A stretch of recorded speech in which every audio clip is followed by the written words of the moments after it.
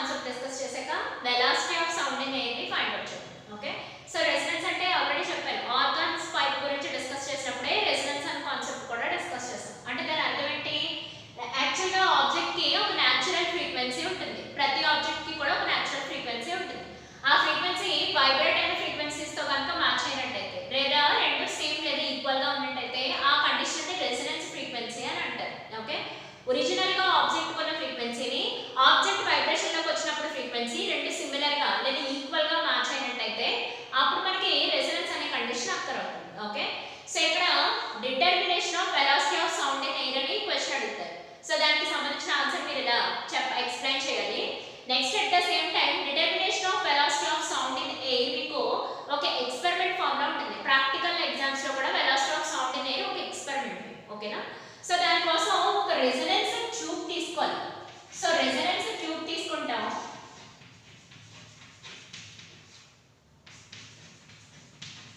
So resonance tube తీసుకుంటాం కానీ అది మనకి క్లోజ్డ్ పైప్ లో వర్కౌట్ అవుతుంది.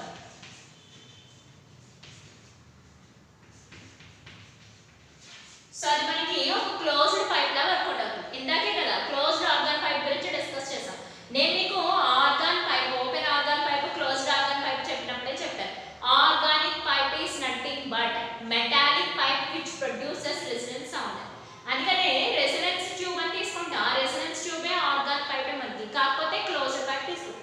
ఖచ్చితంగా క్లోజ్డ్ పైప్ తీసుకున్నామంటే ఎండ్స్ వచ్చేసి నోట్స్, ఓపెన్ సైడ్ వచ్చేసి యాంటీ నోట్స్ ఫామ్ అవుతాయి. అవునా, సో దానికోసం ఇది రెసొనెన్స్ ట్యూబ్ తీసుకున్నప్పుడు రెసొనెన్స్ ట్యూబ్ ని డ్రా చేద్దాం. Okay, so resonance tube draw చేసిన తర్వాత వెలాసిటీని ఫైండ్ అవుట్ చేద్దాం.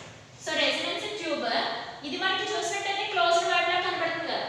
సో ఒక సైడ్ క్లోజ్డ్ ఉంది, ఒక సైడ్ ఓపెన్ గా ఉంది. సో దీన్ని వాటర్ తో ఫిల్ చేద్దాం. సో ఇదంతా మనకి వాటర్ తో ఫిల్ చేద్దాం.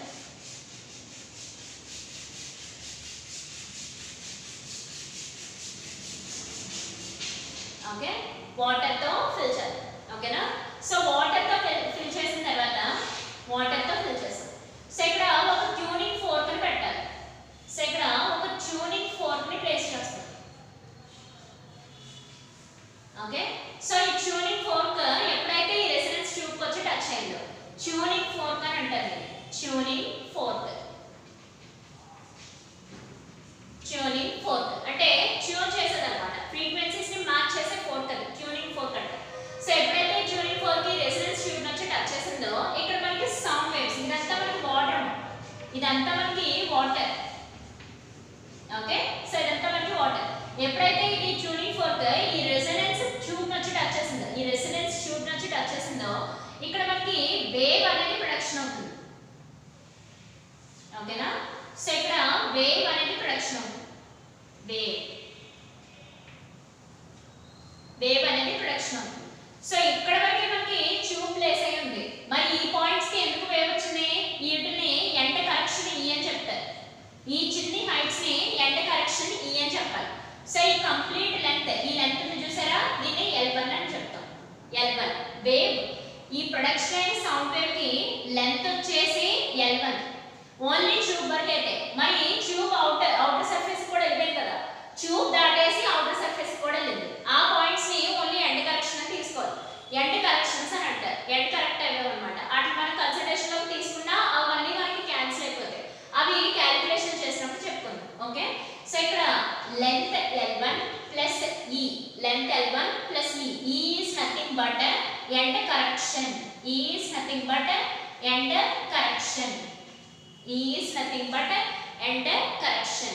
So ఇక్కడ lambda will be equal to L1 plus E. Okay, sorry ఇక్కడ మనకి అబ్జర్వ్ చేసినట్టయితే lambda అని చెప్పానండి. క్లోజ్డ్ పైప్ లో lambda/4 అవుతున్నాం. అవునా, క్లోజ్డ్ పైప్ లో మనకి length L will be equal to lambda/4. ఎందుకు, మళ్ళీ మీకు తెలిసిన విషయమే. సో క్లోజ్డ్ పైప్ ఇలా ఉంటుంది. మనకి క్లోజ్డ్ పైప్ లో ఫస్ట్ మోడ్ లో చూసుకున్నట్టయితే ఇదే కదా ఫామ్ అయింది. సో ఇదే ఫామ్ అయింది అక్కడ కూడా. సో ఇక్కడ మనకి హాఫ్ పార్ట్ కాబట్టి దీని వాల్యూ ఎంత చెప్తాను, length lambda/4, that will be equal to lambda/4. ఓకేనా, సో ఇక్కడ మళ్ళీ ఎందుకు చెప్తున్నానంటే ఈ లాంబ్డా తప్పు రాస్తే మొత్తం ఫ్రీక్వెన్సీస్ తప్పు వచ్చేస్తాయి. కంప్లీట్ వేవ్ అయితే లాంబ్డా. ఓకే, కంప్లీట్ వేవ్ అయితే లాంబ్డా, కానీ కంప్లీట్ వేవ్ అయితే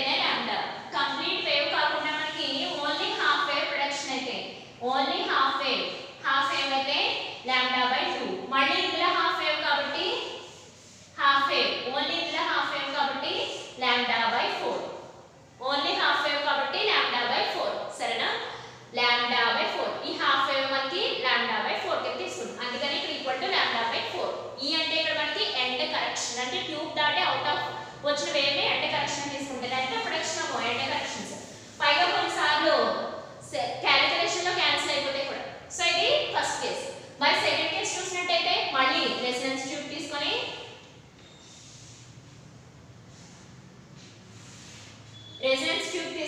ఈసారి వాటర్ లెవెల్ ని తగ్గించేద్దాం. సో ఇక్కడ వాటర్ లెవెల్ ని తగ్గించేద్దాం. ఈసారి ఓపెన్ క్లోజ్ పైప్ లో ఎలా వేవ్స్ ప్రొడక్షన్ జరుగుతాయో చూద్దాం. ఓకే, ఇది ఇక్కడ వరకే ఉంది. మరి ఈ పార్ట్ మనకి ఏమవుతుంది? సో ఇక్కడ మీరు అబ్జర్వ్ చేసినట్టయితే ఈ పార్ట్ మనకి ఎండ్ కరెక్షన్స్ అవుతాయి కదా. సో ఇక్కడ మనకి L2 అనే లెంత్ ఫామ్ అవుతుంది. ఈ పార్ట్ వరకు L2 అనే లెంత్ ఫామ్ అవుతుంది. మరి దీన్ని ఎలా ప్లేస్ చేయాలి? L2 plus E is equal to second frequency 3 lambda by 4 కదా. అవునా? Lambda by 4, 3 lambda by 4, 5 lambda by 4 class లో డిస్కస్ చేసుకున్నట్టే. So L1 plus E will be equal to lambda by 4, L2 plus E will be equal to lambda by 4. So ఇప్పుడు ఇది first equation. So ఇది మనకి second equation. So ఇది మనకి 2 minus 1 చేసినట్టయితే, so 2 minus 1 చేసినట్టయితే L2 plus E minus L1 minus E that will be equal to 3 lambda by 4 minus lambda by 4. అవునా కదా? 2 ఈక్వేషన్ మైనస్ 1 ఈక్వేషన్ చేసాం. సో ఇక్కడ మీరు అబ్జర్వ్ చేసినట్టయితే ఎండ్ కరెక్షన్ వాల్యూస్ క్యాన్సిల్ అయిపోయాయి. So L2 minus L1 will be equal to 2 lambda by 4 that will be equal to lambda by 2. అవునా కదా? L2 minus L1 will be equal to lambda by 2. అంటే length value ఎంత వచ్చాయి? Lambda by 2 values వచ్చాయి. దీని నుంచి wave length చెప్పమంటే ఏం చెప్తారు? వేవ్ లెంత్ లాంబ్డా 2 ఇక్కడ డివిజన్ లో దట్ సైడ్ తీసుకెళ్తే ఏమవుతుంది? Situation multiplication. So lambda will become 2 into L2 minus L1. So lambda values వచ్చాయి. ఎంత వచ్చాయి మనకి చెప్పాలి? 2 into L2 minus L1 వచ్చింది. అంటే లెంత్ ని డిఫరెన్స్ చేస్తాం. So lambda to L2 minus L1 will become lambda by 4. Okay, అంటే 3 lambda by 4 నుంచి lambda by 4 మైనస్ చేసాం కదా, అందుకని 2 lambda by 4 వచ్చింది. దీని నుంచి 2 క్యాన్సిల్ అయితే lambda by 2 వచ్చింది. ఓన్లీ lambda వాల్యూస్ కావాలంటే 2 into L2 minus L1. So wave length values వచ్చాయి. ఇప్పుడు మనం వెలాసిటీ చెప్పాలి. అవునా? వెలాసిటీ కదా చెప్పాల్సింది. వెలాసిటీ ఆఫ్ సౌండ్ ని నేను చెప్తున్నా. యూజింగ్ రెసోనేటింగ్ ట్యూబ్ అంటే ట్యూనింగ్ ఫోర్క్ యూజ్ చేసి, ట్యూనింగ్ ఫోర్క్ అన్నమాట, ట్యూన్ చేసి. సో ఇక్కడ లాంబ్డా వాల్యూస్ వచ్చాయి.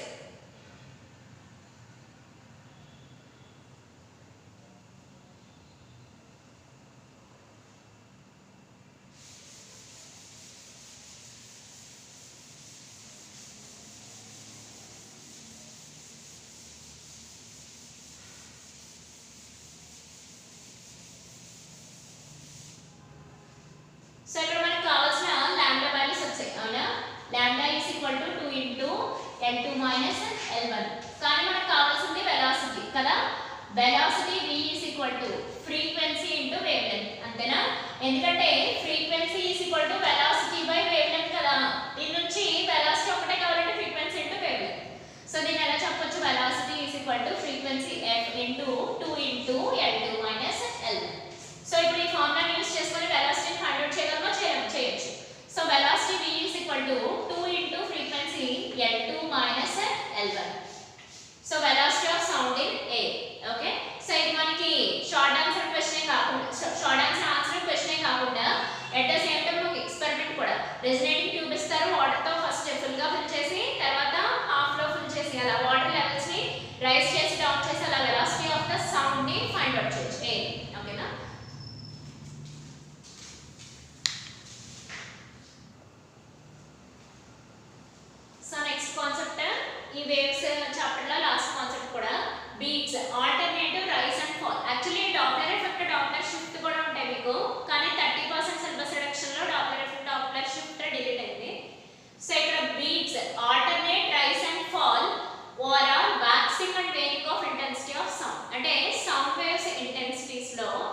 రైస్ ఫాల్ అవడం లేదా బాక్సిన్ వేవింగ్ అవడం. అంటే దాని అర్థం ఏంటి? ఫర్ ఎగ్జాంపుల్ మీరు ప్రొడక్షన్ అయిన సౌండ్ వేవ్స్ అలా తీసుకున్నట్టయితే ఈ వేవ్ కి రైస్, ఈ వేవ్ కి ఫాల్.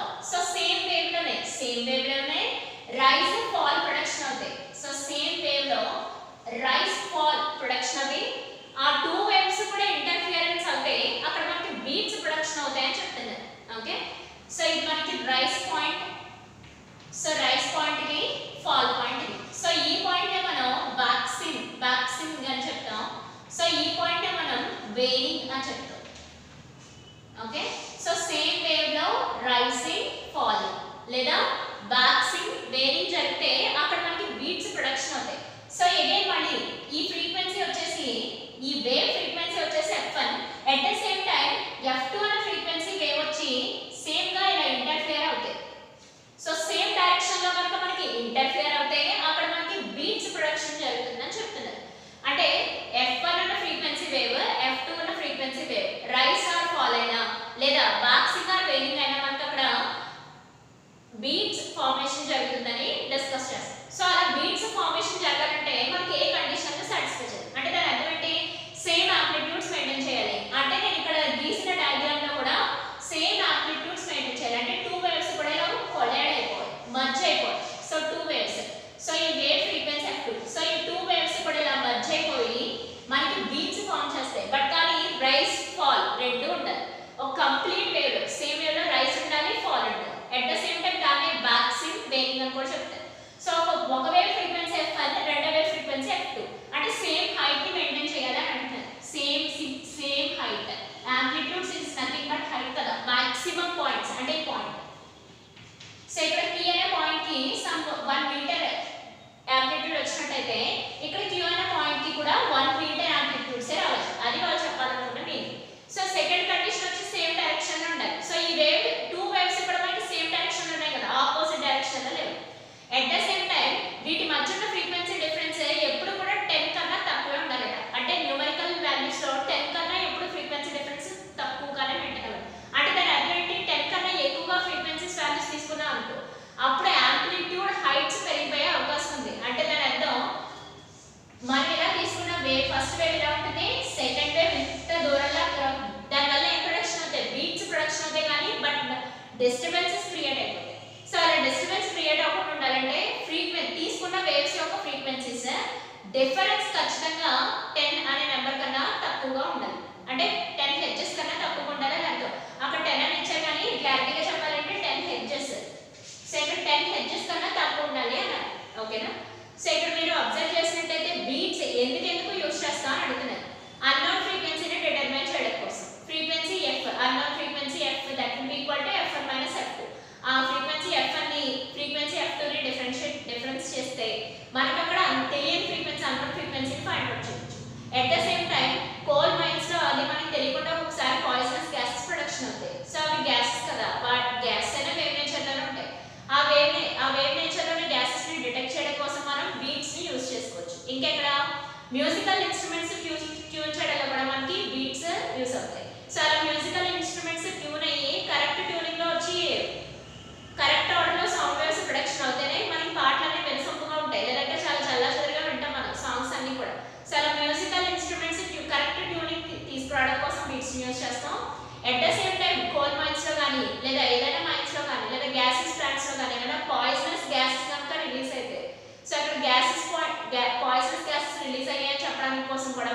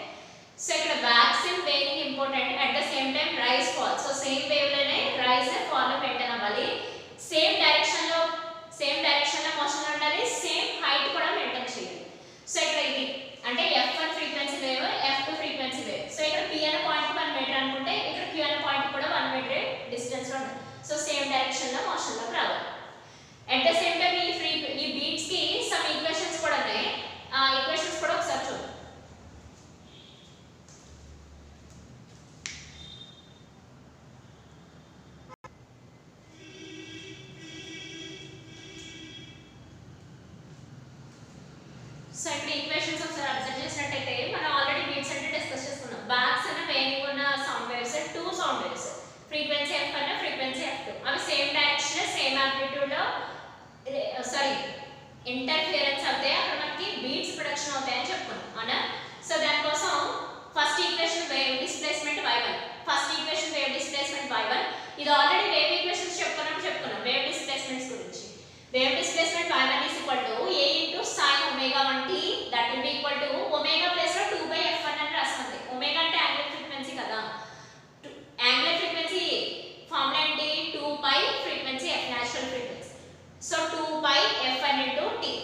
సో ఇక్కడ y2 అంటే సెకండ్ వేవ్ డిస్ప్లేస్మెంట్ రాస్తున్నాం. y2 will be equal to a into sin omega t. మరి ఇక్కడ డౌట్ రావాలి, యాంప్లిట్యూడ్స్ a1 a2 అని ఎందుకు రాయలేదు? ఎందుకంటే సేమ్ యాంప్లిట్యూడ్స్ కదా, సేమ్ యాంప్లిట్యూడ్ కంపల్సరీగా మెయింటైన్ చేయాలి, సేమ్ డైరెక్షన్ లో ఉండాలి. అందుకని a1 is equal to a2 is equal to capital A, same amplitudes కాబట్టి. సో ఇక్కడ a into sin 2f2 into omega t, sorry 2ft into t, ఇక్కడ omega 2 into t, that will be equal to 2π f2 into t. Okay, so resultant amplitude y is equal to y1 plus y2. అంటే ఈ two waves ని addition చేయాలి. So addition చేసినట్లయితే మొత్తం ఈ derivation అంతా చేయకుండా డైరెక్ట్ గా ఆన్సర్ సొల్యూషన్ చెప్పేయచ్చు. So 2a into sin omega 1 plus omega 2 by t plus cos omega minus omega 1 minus omega 2 by 2 into t. So ఇది డైరెక్ట్ సొల్యూషన్ రాసాను. ఇక్కడ డెరివేషన్ అంతా పెర్ఫార్మ్ చేయగల ఆల్రెడీ వేవ్ ఈక్వేషన్స్ లో మనం డెరివేషన్ చేస్తాం. సో ఇక్కడ సిమిలర్ గా మళ్ళీ అదే ఈక్వేషన్ ని రాసుకుంటాం అంతే. 2a into sin omega 1 plus omega 2 by 2 into t into cos omega 1 minus omega 2 by 2 into t. ఇక్కడ ఈ మొత్తం టర్మ్ ని omega a అని కన్సిడరేషన్ తీసుకున్నాం, ఈ మొత్తం టర్మ్ ని omega b అని కన్సిడరేషన్ తీసుకున్నాం. సో దాన్ని 2a into sin omega a into t plus cos omega b into t. అంటే ఈ టర్మ్ అంతా omega a, ఈ టర్మ్ అంతా omega b అని అసంప్షన్ చేసి రాసుకున్నాం. అంటే సింప్లిఫికేషన్ కోసం ప్రతిసారి omega 1 omega 1 plus 2 omega 1 omega minus 2 ఇవన్నీ రాయక్కర్లేదు కదా, అందుకని omega a omega b simple గా. సో ఇక్కడ omega a will be equal to omega 1 plus omega 2 by 2 assumption, that will be equal to frequencies లో రాయమంటే 2π f1 minus f2 by f1 plus f2 by 2. omega b will be equal to omega 1 minus omega 2 by 2, that will be equal to 2π into f1 minus f2 by 2. Okay, so ఇక్కడ observe చేసినట్లయితే intensity I, intensity capital I. మరి beats intensity ఎంత ఉందో మనం find out చేయాలి కదా. Beats wave equations కి ఇంటెన్సిటీని find out చేయాలి. అంటే ఎంత వరకు మనకి క్లారిటీగా హియర్ వినగలుగుతున్నాం అది ఇంటెన్సిటీని బేస్ చేసుకునే చెప్తాం. Intensity I is equal to cos square omega b into t. So ఇక్కడ ఈ టర్మ్ కి ఈ స్క్వేర్ ఆఫ్ ద టర్మ్ కి ఇంటెన్సిటీ డైరెక్ట్లీ ప్రపోర్షనల్ గా ఉంటుంది. Intensity directly proportional to cos square omega b into t. So intensity maximum positions ఏవి, intensity minimum positions ఏవి అంటే దాని అర్థం ఏంటి, waxing raining rice fall intensity maximum positions ఇవి అవునా, ఇంటెన్సిటీ మినిమం పొజిషన్స్ ఇవి. అక్కడ time period values find out చేస్తాం అంతే. Intensity maximum positions, intensity minimum positions. So maximum positions, minimum positions అంటే వ్యాక్సింగ్ పొజిషన్స్, వేరింగ్ పొజిషన్స్. సో ఇంటెన్సిటీ మాక్సిమం ఎక్కడెక్కడ అవుతుంది, mode of cos omega b t. అంటే దాని అర్థం ఏంటి, ఒకవేళ cos కి ఈ కొసైన్ టర్మ్ కి మైనస్ వచ్చినా ప్లస్ వచ్చినా ఓన్లీ మనం మాగ్నిట్యూడ్స్ తీసుకుంటాం, ఆ ప్లస్ మైనస్ డైరెక్షన్ తీసుకోం. అయినా అప్పుడు ప్లస్ వస్తుంది ఎందుకని both are in same direction కదా. So cos omega t into omega b t, that will be equal to 1 mod of 1 ఎక్కడెక్కడ అవుతుందో అక్కడ మనకి మాక్సిమం ఇంటెన్సిటీస్ వస్తాయట. దాని నుంచి time period t is equal to 0 1 by f1 minus f2 2 by f1 minus f2 ఈ points అంటే ఈ time period values. So etcetera అంటే 0 1 2 3 అలా అన్నమాట. మరి మినిమం పొజిషన్స్ ఎక్కడెక్కడ అవుతాయని చెప్తున్నారు అంటే దాని అర్థం ఏంటి, cos of omega b into t will be equal to 0 అయినప్పుడు మనకి ఇంటెన్సిటీ మినిమం పొజిషన్స్ వస్తాయి. అంటే మోడ్ వాల్యూస్ తీసుకున్నట్టే ప్లస్ ఆర్ మైనస్ కాకుండా ఓన్లీ మాగ్నిట్యూడ్ cos ఒకటే తీసుకుంటాం అవునా. 0 కి ఈక్వల్ అవుతున్నప్పుడు మినిమం పొజిషన్స్ అంటే ఇవి, మాక్సిమం పొజిషన్స్ సారీ ఈ వేవ్ ఇది మనకి మినిమం పొజిషన్స్ చెప్తాము, ఇది మనకి నెగటివ్ మాక్సిమం అవుతుంది. లేదా ఈ వేవ్ ఎలా తీసుకున్నట్టయితే ఇది మాక్సిమం పొజిషన్, ఇది మినిమం పొజిషన్ అలా తీసుకుంటారు అన్నమాట. మాక్సిమం పొజిషన్స్, మినిమం పొజిషన్స్ అలా డ్రా చేసుకుంటాం. సో ఇక్కడ అంటే ఇలా ఇది వేవ్ అండి, ఇది వేరే కాన్సెప్ట్ లోకి వస్తుంది, ఇది చూడండి సరిపోతుంది. Okay, maximum positions, minimum positions మళ్ళీ సేమ్ వేవ్ ఇంటర్ఫియరెన్స్ అవుతుంది. మళ్ళీ మాక్సిమం ఇది మినిమం పొజిషన్స్ అలా అన్నమాట. మధ్యలో ప్రిన్సిపల్ యాక్సిస్ వస్తుంది. మాక్సిమం మినిమం అలా ప్రొడక్షన్ ఉంటుంది. మాక్సిమం మినిమం అలా ప్రొడక్షన్ ఉంటుంది బిట్స్. అక్కడ cos omega t cos omega bt equal to 0 అవుతుంది.